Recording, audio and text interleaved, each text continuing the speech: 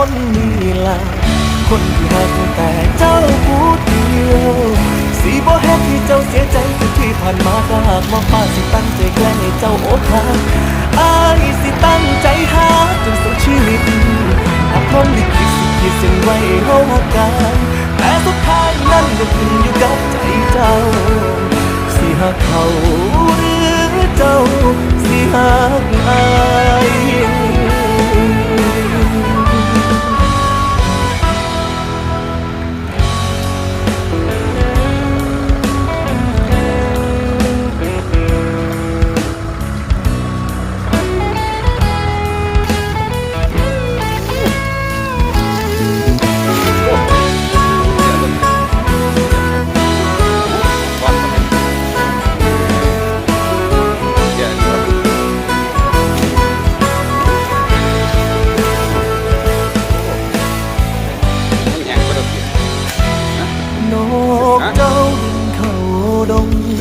เขา